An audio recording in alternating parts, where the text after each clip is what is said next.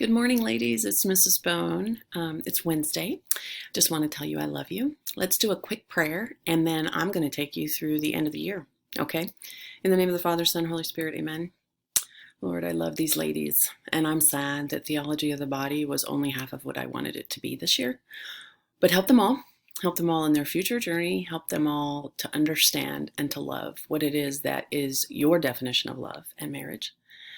Help them to be the best versions of themselves and let them know that they are beautifully and wonderfully made and are unique and special. Amen. Father, Son, Holy Spirit, amen. Okay, I want this video to be kind of short because it's faster to upload and I am behind.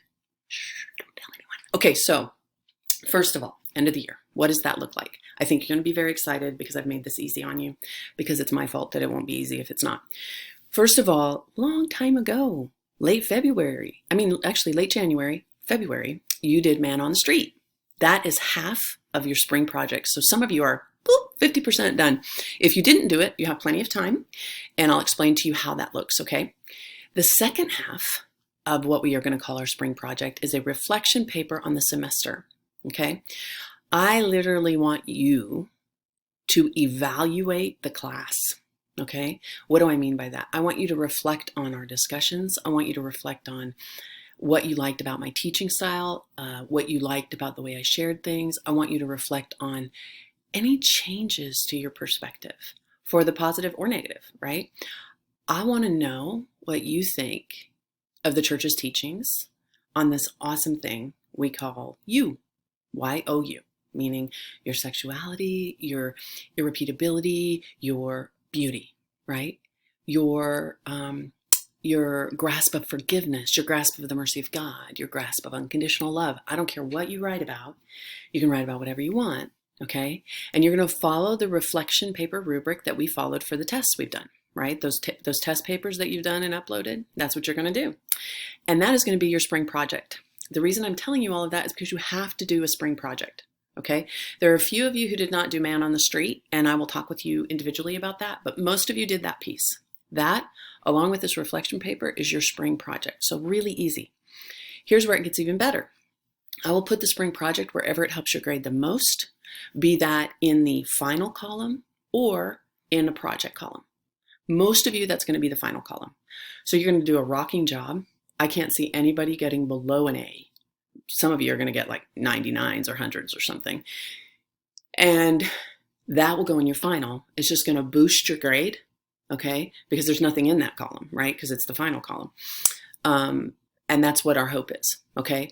But we want to do a spring project. We want to see that through. There is no final exam per se. I don't want you stressed out about a final exam. I have to study for a final exam, okay? And